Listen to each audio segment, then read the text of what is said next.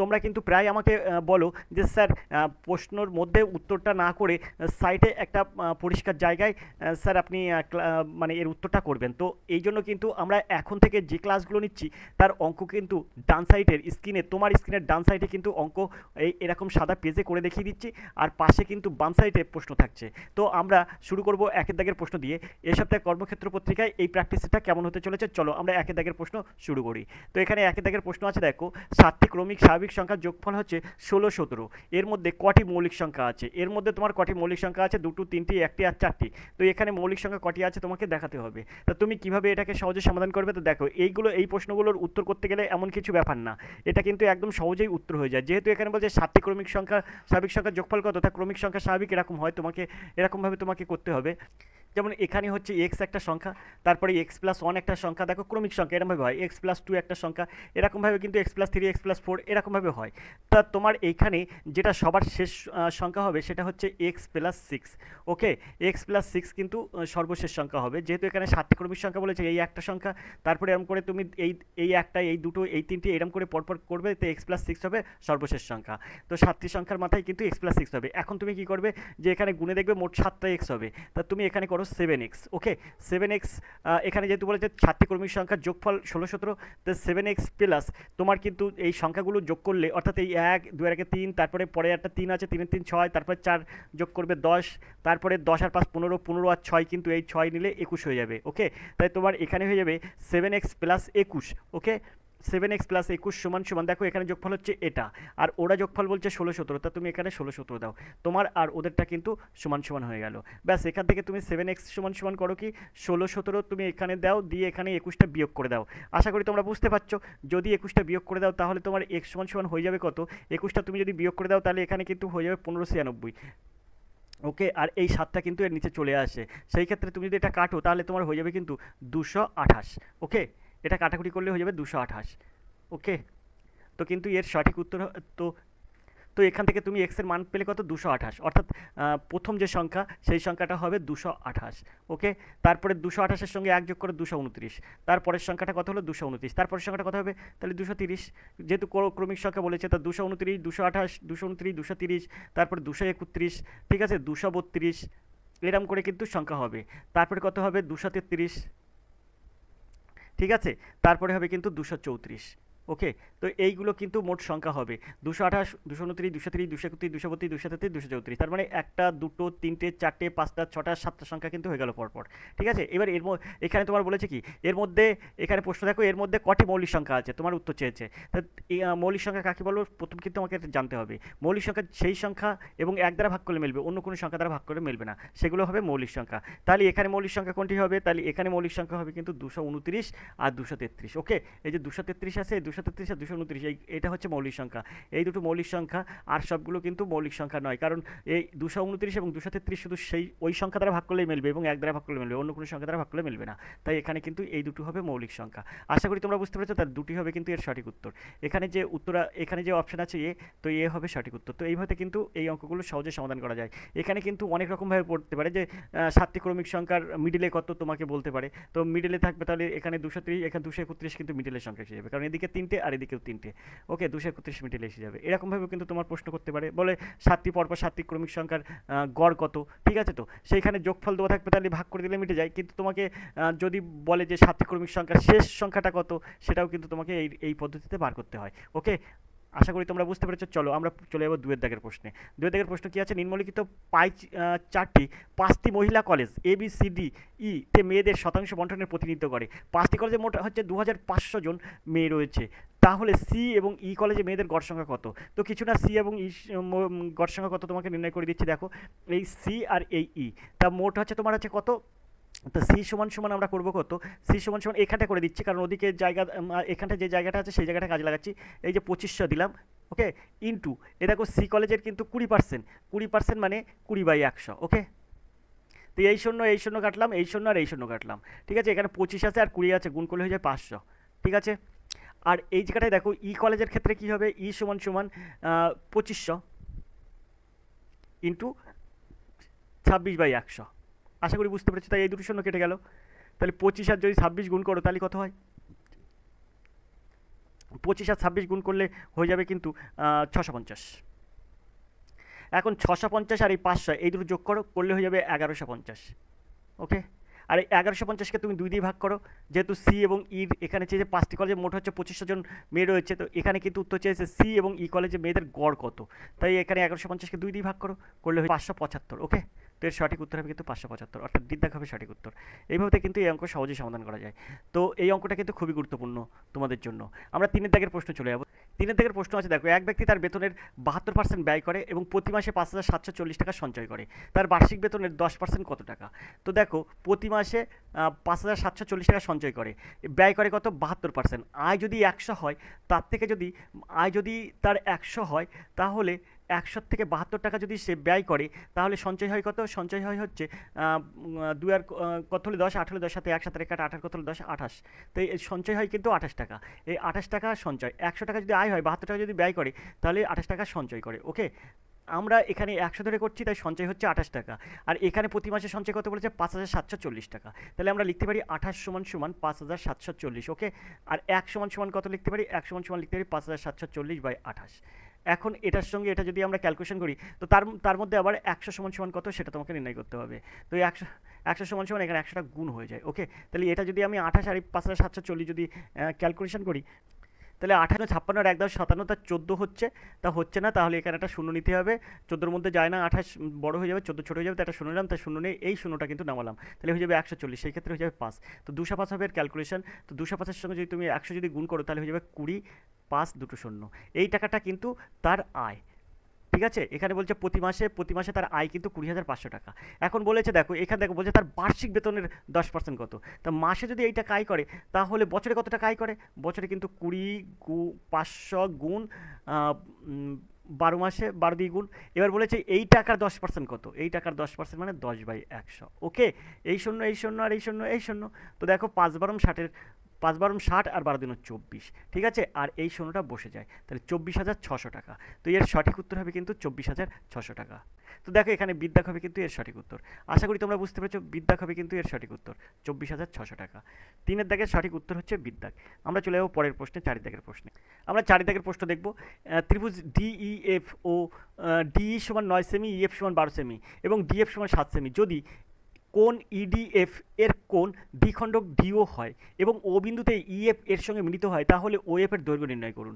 তো এটা তুমি কিভাবে সহজে সমাধান করবে? দেখো, প্রথমে একটা তুমি ত্রিভুজ এঁকে নেবে, নাম দেবে ডি, তারপর নাম দেবে ই, আর এটা দেবে এফ। ওকে, এবার এখান থেকে একটা বিটেল দিয়ে একটা দাগ টানবে, দিয়ে এখানে ও বিন্দু দেবে।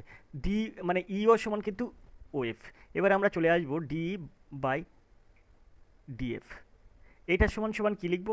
এইটা সমান লিখবো কিন্তু ইও বাই ওএফ। এইটা সমান আমরা লিখতে পারি এই যে ইও, তাহলে আমরা লিখতে পারি এরকমভাবে লিখতে পারি EF minus of. Okay, EF minus of সমান হলো ওই হচ্ছে বা ইও হচ্ছে, ঠিক আছে, তো বাই ওএফ।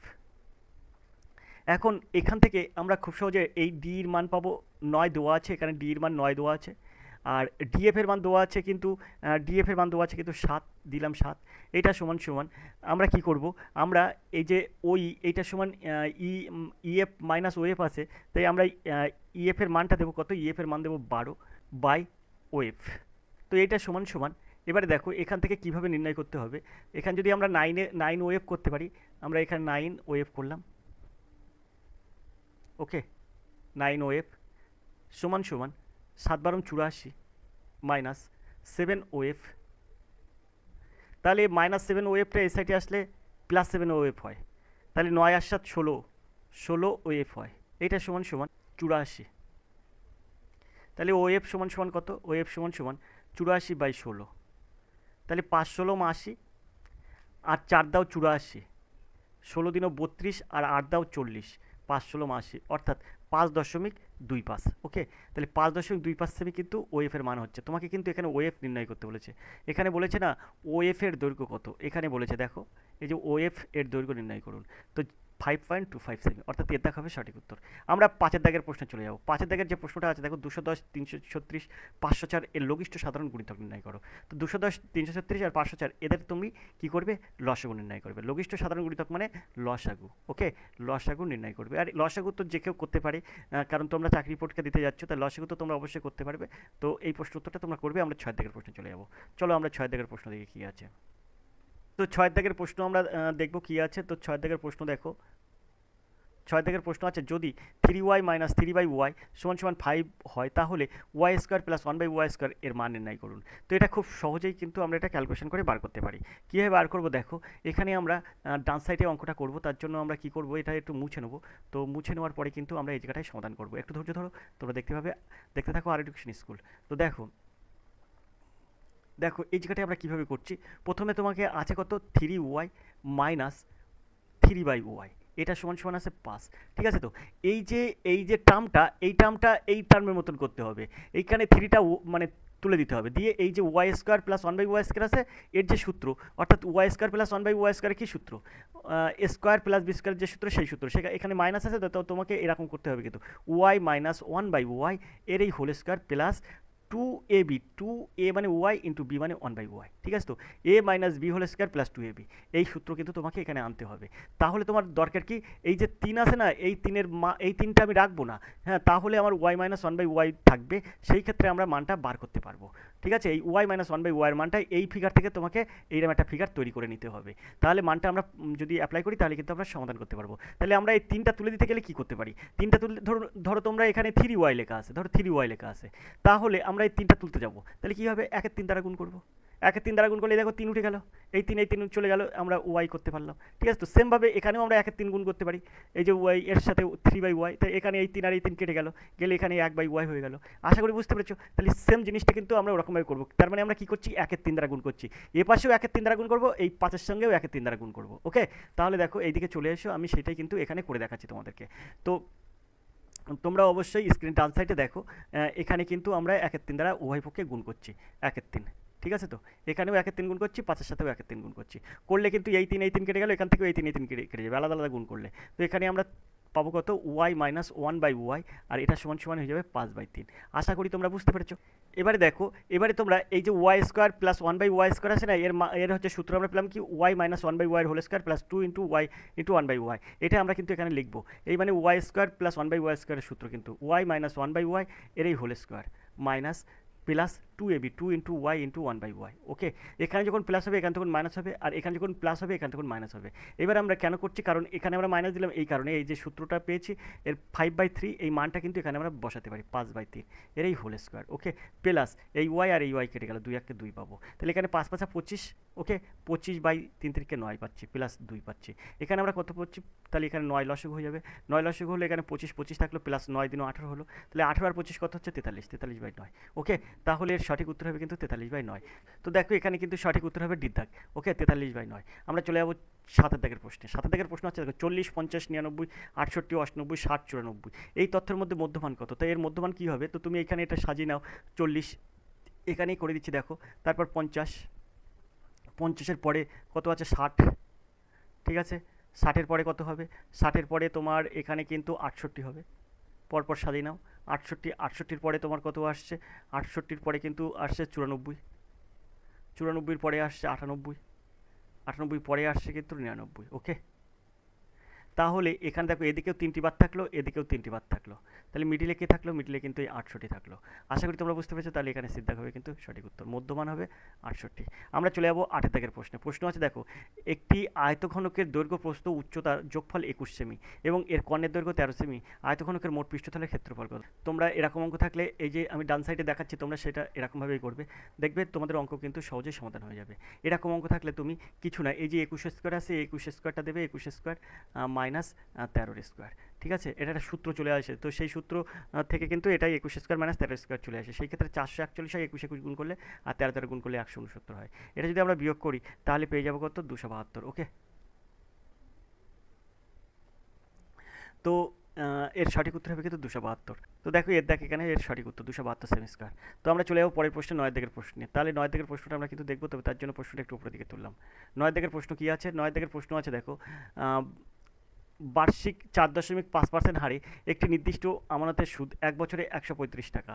একই আমানতের উপর বার্ষিক 5% হারে 1 বছরে অতিরিক্ত সুদ কত হবে? তো এটা তুমি কিভাবে সমাধান করবে? দেখো খুব সুন্দরভাবে এগুলো সমাধান করা যায়। শুধু দেখতে থাকো আর এডুকেশন স্কুল, তোমাকে কিন্তু খুব সহজে এটা সমাধানটা দেখিয়ে দিচ্ছি। 100 ইন্টু 135 বাই 4.5। ওকে, তাহলে এখান থেকে আমরা আসলটা পেয়ে যাব। এই দশমিকটা তুলে এখানে ইন্টু 10 করতে পারি, ঠিক আছে? আর এখান থেকে আমরা 5 দ্বিগুণে 10 করতে পারি, 5 9 45 করতে পারি, আর 9 15 135 করতে পারি, ঠিক আছে? তাহলে 15 দিনও 30, 30 আর 100 যদি তোমরা গুণ করো তাহলে হয়ে যাবে 3000। এই 3000 টাকার 5% হারে যদি সুদ হয় তো 1 বছরে কত হবে? 3000 টাকার সুদ 5% হারে হলে 5/100। ওকে, 5/100। তাহলে এই 2 শূন্য এই 2 শূন্য কাটলো, তো 3 এ 5 15 অর্থাৎ 150 টাকা। তাহলে 4.5% হারে হচ্ছিল 135 টাকা, তাহলে 5% হারে হচ্ছে 150 টাকা। তাহলে অতিরিক্ত সুদ কত হচ্ছে? তাহলে 150 থেকে তুমি এই 135 বিয়োগ করো, তাহলে হচ্ছে কত? 15 টাকা। আশা করি তুমি বুঝতে পেরেছো। তাহলে এর সঠিক উত্তর হবে 15 টাকা। তো এখানে দেখো, এখানে এর সঠিক উত্তর এখানে কিন্তু দেওয়া আছে 15 টাকা। বিদ্যা হবে সঠিক উত্তর। আমরা 10 দাগের প্রশ্নে চলে যাব। 10 দাগের যে প্রশ্নটা আছে দেখো, যদি বার্ষিক 6% সুদের হারে কোনো টাকার 2 বছরের সরল সুদ 1800 টাকা হয়, তাহলে একই সুদের হারে বার্ষিক চক্রবৃদ্ধি রূপে সংযোজিত হয় একই সময়ে একই টাকার বার্ষিক চক্রবৃদ্ধি সুদ কত? তোমাকে বার্ষিক চক্রবৃদ্ধি সুদ কত নির্ণয় করতে হবে। তাহলে চক্রবৃদ্ধি সুদ তুমি নির্ণয় করতে গেলে কী হবে? P × 1 + R/100 মাথায় সময়, ঠিক আছে? তো তাহলে আমি এই জায়গাটা একটু এটা মুছে নিয়ে এই জায়গাটায় অঙ্কটা সমাধান করব। খুব সহজে এটা সমাধান করব। কিভাবে সহজে সমাধান করব দেখতে থাকো আর এডুকেশন স্কুল। 10 দাগের যে অঙ্কটা দেখো, 6% সুদের হারে 2 বছরের সরল সুদ কত? 1800 টাকা। আসলটা বার করে নাও। তাহলে 1800 গুণ কত হবে? 6 দিনও 12, তার মানে কি 12%। 12% মানে তোমার কত হবে? 12% অর্থাৎ 12% মানে 12/100। তাহলে 100টা উপরে দাও আর 12টা নিচে দাও। ওকে, তাহলে এখানে আমরা যদি কাটি তাহলে এখানে আমরা 12কে 12 আর 6 18 পাবো, 5 12 60 পাবো, অর্থাৎ 150 হয়ে যাবে। তাহলে এখানে আমার উত্তর হচ্ছে কত? 1500। তা 1500 টাকা কিন্তু এর আসল। ওকে, বুঝতে পেরেছো আশা করি। তা আসল হচ্ছে 1500 টাকা। এবার এর চক্রবৃদ্ধি সুদ কত? ওই একই সময়ে একই সুদের হারে, অর্থাৎ 2 বছরে 6% হারে। ওকে, তাহলে 6% হারে যদি তোমার 2 বছরের সুদ বার করতে হয়, তাহলে আমরা করতে পারি 1500 ইন্টু 106/100 ইন্টু 106/100। এখন এখান থেকে যেটা হবে তার থেকে কিন্তু 15,000 টাকা বিয়োগ করলেই কিন্তু তোমার উত্তর সমাধান হয়ে যাবে। তো এখান থেকে তুমি 15,000 টাকা বিয়োগ করবে। 15,000 টাকা বিয়োগ করলে তোমার কিন্তু হয়ে যাবে, এখান থেকে তুমি 15,000 টাকা যখন বিয়োগ করলে তোমার কিন্তু হয়ে যাবে 1854। ওকে, তো এটা কিন্তু তুমি ক্যালকুলেশন করলে তুমি কিন্তু এটা পেয়ে যাবে। তো এখানে এর সঠিক উত্তর হয়ে যাবে কিন্তু 1854 টাকা। দিক হবে সঠিক উত্তর। আশা করি তোমরা বুঝতে পেরেছো। আমরা চলে যাবো পরের প্রশ্ন দেখবো কী আছে। আমরা এবার 11 দাগের প্রশ্ন দেখব। তো 11 দাগের প্রশ্ন আছে দেখো, যদি A/B = 6:3 হয় এবং B/C = 5:6 হয়, তাহলে A/B/C এর মান নির্ণয় করো। তো এটা তুমি কীভাবে সহজে সমাধান করবে? দেখো একদম খুব সহজে এটা সমাধান করতে পারবে। এই জায়গাটায় যেটা আছে দেখো, তুমি সবসময় এটা করবে, এটা এরকমভাবে পাঠাবে, এই 5-এর 6টা এখানে পাঠাই নেবে, 5-এর 6। তো পাঠাই নেওয়ার পরে তুমি এই 5-এর সঙ্গে 6 গুণ করবে, তাহলে 5 ছক কত হচ্ছে? 30। ওকে, তারপরে 5-এর সঙ্গে 3 গুণ করবে, 3 5 15, ঠিক আছে? তারপরে এই 3-এর সাথে 6 গুণ করবে, 3 6 18। এখন তোমার এটাকে যদি আমরা ক্যালকুলেশন করি তাহলে 3 দিয়ে যদি কাটি তাহলে 3 10 30, 3 5 15, 3 6 18, 10:5:6। A/B/C = 10:5:6। দেখো বিদ্যা হবে সঠিক উত্তর। আশা করি তোমরা বুঝতে পেরেছো। 12 দাগের প্রশ্ন দেখবো। 15টি নল 36 মিনিটে একটি ট্যাঙ্ক পূর্ণ করতে পারে। 1 ঘন্টায় ট্যাঙ্কটি পূর্ণ করতে কটি নল লাগবে?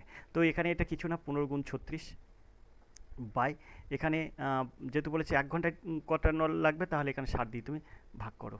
1 ঘন্টা মানে 60 মিনিট। এখানে যেহেতু 36 মিনিট আছে তাই আমরা 1 ঘন্টাকে মিনিটে পড়া শুনলাম। 4 15 60 করো আর 4 9 36 করো। ওকে, তাহলে 9টি হবে। তো বিদ্যা হবে সঠিক উত্তর। আমরা চলে যাবো 13 দাগের প্রশ্নে। 13 দাগের প্রশ্ন কী আছে দেখো, 13 দাগের প্রশ্ন আছে 5/8, 4/9 আর 1/4, 11/18 ভগ্নাংশগুলির সঠিক ঊর্ধ্বক্রম অনুসারে সজ্জিত করুন। তো এরকম থাকলে তুমি কী করবে?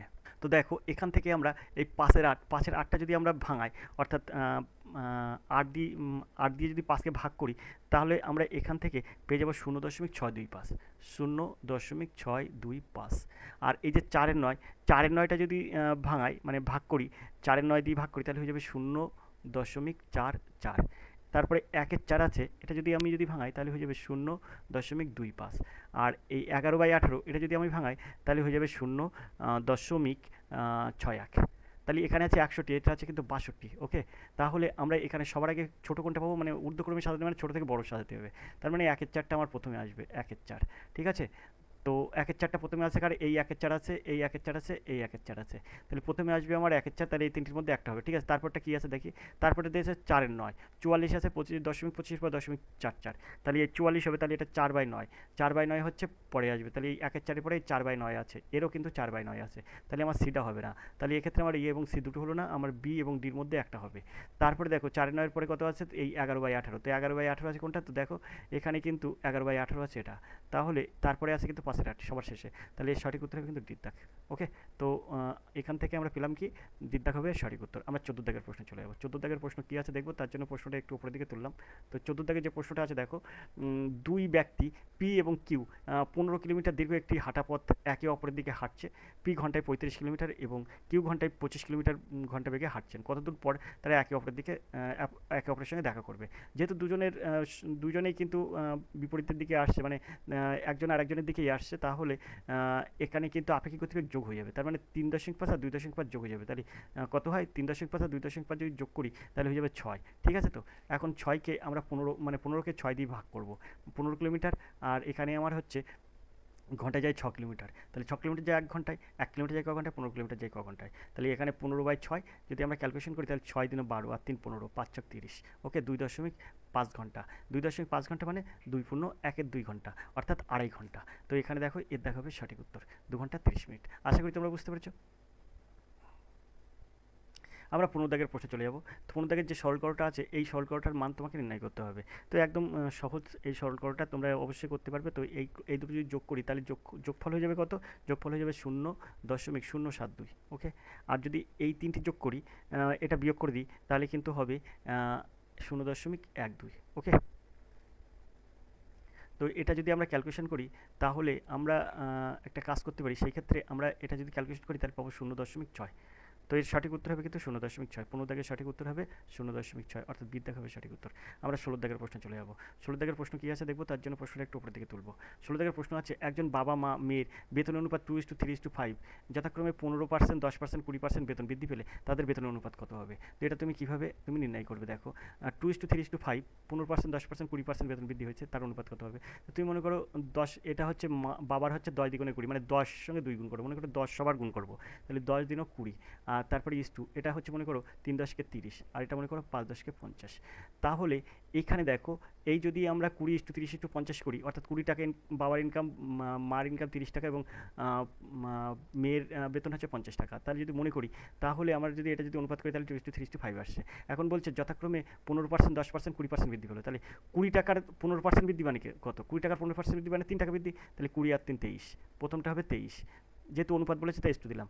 এবারে বাবা গেল, মারটা কত হবে, মারটা আছে 30, তো 10% বৃদ্ধি মানে 3 টাকা বৃদ্ধি, তার মানে এটা হবে 33। ওকে, ইস টু, আর 20% বেতন বৃদ্ধি, 50 টাকার 20% মানে 10 টাকা বৃদ্ধি, তাহলে 50-10-60।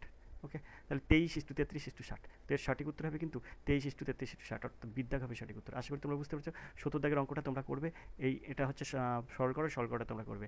18 দাগের প্রশ্ন দেখছি। 18 দাগের প্রশ্ন দেখো কী আছে। 18 দাগের প্রশ্ন আছে, cos square 32 degree minus sine square 58 degree এর মান কত। তো তুমি এটাকে কী করবে, কিছু না, এই cos square 32 degree minus sine 90 degree minus 32 degree. Okay, তাহলে এখন দেখো sine square 90 degree minus 32 degree মানে তোমার হচ্ছে কী হবে, কস থিটা। ঠিক আছে, তো তাহলে cos square 32 degree minus cos square 32 degree হবে। ওকে, তাহলে এটা কেটে গেলে এটা 0 হবে, তো ডিদ্দাগ হবে সঠিক উত্তর। আশা করি তোমরা বুঝতে পারছো। তো আমরা এবার 19 দাগের এই প্রশ্ন দেখবো। মহিমা 20% এবং 12% এর ক্রমিক ছাড়ের পর 792 টাকায় একটি শাড়ি কিনেছে। শাড়িটি চিহ্নিত মূল্য কত টাকা ছিল। তো 968 টাকা, 1025 টাকা, 875 টাকা, 1125 টাকা। তো এখানে এর সঠিক উত্তর কী হবে সেটা তোমাকে নির্ণয় করতে হবে। তো দেখো কিছুই না, আমরা এই যে 792 টাকা আছে না, 792, এখান থেকে আমরা ক্যালকুলেশন করব। কীভাবে ক্যালকুলেশন করব, এই যে 12% ছাড় বলেছে না, 12% ছাড় মানে তোমার তাহলে চিহ্নিত মূল্য কত হচ্ছে, 12% ছাড় মানে 88 টাকা হচ্ছে, 88 টাকা হচ্ছে। ঠিক আছে, তো তার মানে 88 টাকায় বিক্রি করেছে, তার তুমি এখানে কী করবে, 100টা উপরে দেবে আর 88টা নিচে দেবে। ওকে, ইন্টু এখানে 20% ছাড় মানে 80, তাহলে 100টা উপরে দেবে, 80টা নিচে দেবে। ওকে, তোমার অঙ্ক সমাধান হয়ে যাবে। তো এই শূন্য আর এই শূন্য কাটবো, আর এখানে আমরা কি করব, এটা কাটলে হয়ে যাবে 8 × 72, 8 × 72, আর এটাকে যদি এটা দিয়ে কাটি, তাহলে 8 11 88, 9 11 99। ওকে, তাহলে এটাকে এটা যদি কাটি তাহলে 4 দিনও 8, আর এখানে 5 দিনও 10, আর এই 4 আর এই 100 কাটলে 25, তো 5 25 125, 125কে তুমি যদি 9 দিয়ে ক্যালকুলেশন করো তাহলে হয়ে যাবে 1125, অর্থাৎ ডিদ্দাগ হবে সঠিক উত্তর। 19 দাগের সঠিক উত্তর হবে ডিদ্দাগ। আশা করি তোমরা বুঝতে পেরেছো। চলে যাবো 20 দাগের প্রশ্নে। 20 দাগের প্রশ্ন কী আছে দেখবো। 20 দাগের প্রশ্ন আছে দেখো, দিব্যা তার মাসিক বেতনের 24% খাবারের এবং 15% তার সন্তানদের পড়াশোনার জন্য ব্যয় করে। অবশিষ্ট বেতনের মধ্যে তিনি 25% বিনোদন এবং 20% পরিবহনে ব্যয় করেন। তার কাছে এখন 10,736 টাকা বাকি আছে। দিব্যার মাসিক বেতন কত? তো এই অঙ্কটা তুমি কীভাবে সহজে সমাধান করবে দেখো, খুব সুন্দর অঙ্ক। এরকম কিন্তু মানে এরকম কিন্তু একটু জটিল টাইপের অঙ্ক পড়ে। ওকে, আমরা অঙ্কটা সমাধান করবো। তো এইভাবে অঙ্কটা সমাধান করবো। এই জায়গাটাই আমরা এই সাইডে মুছে নিয়ে আমি কিন্তু এখানে অঙ্কটা দেখাচ্ছি। দেখো, দেখতে থাকো আর এডুকেশন স্কুল। দেখো, দিব্যা তার মাসিক বেতনের 24% খাবারের জন্য এবং 15% সন্তানদের পড়াশোনার জন্য খরচ করে। তাহলে দিব্যা 24 আর 15 কত হয়? 24 আর 15 হচ্ছে তোমার 39 টাকা কিন্তু তার মানে আয়ের থেকে ব্যয় করে। তাহলে 100 থেকে যদি 39 বিয়োগ করো তাহলে থাকবে কত? 61। তো 61 টাকা কিন্তু এই টাকাটা কিন্তু ওর থাকবে, মানে 61% থাকবে। তাহলে 61% যখন থাকলো, বলছে অবশিষ্ট বেতনের মানে 61 যখন থাকলো, তখন তার 25% আমার বিনোদন এবং 20% পরিবহনে ব্যয় করে। তাহলে এখানে আমরা 25 আর 20 কত পাচ্ছি? 45। ওকে, তাহলে 61-র 45%, 61 ইন্টু 45/100, এই টাকাটা কিন্তু ওরা আবার ব্যয় করছে। ঠিক আছে, তো যখন ব্যয় করছে বাকি যে টাকাটা থাকছে সেই টাকাটা কিন্তু বাকি যে টাকাটা থাকছে তার মানে 61 থেকে বিয়োগ করছে, এটা যে টাকাটা থাকছে সেই টাকাটা সমান কিন্তু 10,736 টাকা।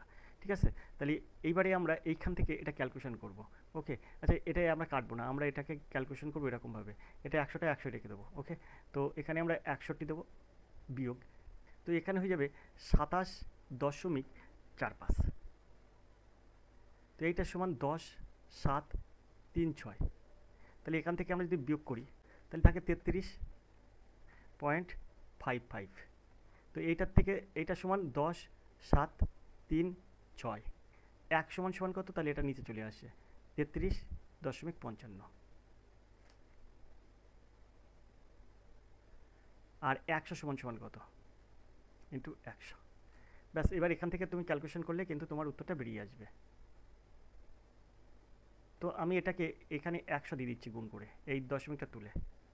তো তুমি যদি এবার এটার সাথে এটা কাটাকুটি করো তাহলে এখানে হয়ে যাবে 3.2। ওকে, 3.2, তাহলে আমরা পাচ্ছি কত? এখানে যদি আমরা এটা গুণ করি তাহলে এখানে 3 2 1 2 3টি শূন্য। ওকে, 32,000। আশা করি তোমরা বুঝতে পেরেছো। তাহলে এর সঠিক উত্তর কী হবে? তো এর সঠিক উত্তর হবে কিন্তু 32,000। এই যে এর দাগ আছে, এর দাগ হবে সঠিক উত্তর। তো 20 দাগের প্রশ্ন আমরা সমাধান করলাম। তো এইভাবে কিন্তু এইসব অঙ্কগুলো সমাধান করতে হয়। তো 20টা এখানে অঙ্ক আছে, অঙ্কগুলো সমাধান করলাম। এই 20 দাগের থেকে তোমার আছে রিজনিংয়ের প্রশ্ন কিন্তু আজকে ক্লাসে করবো না, আগামী ক্লাসে করবো। তো দেখতে থাকো আর এডুকেশন স্কুল। আজকে ক্লাসে এই পর্যন্ত, দেখা হবে পরের ক্লাসে। ততক্ষণ তুমি ভালো থাকো, সুস্থ থাকো। ধন্যবাদ, তোমাদের দিন শুভ হোক।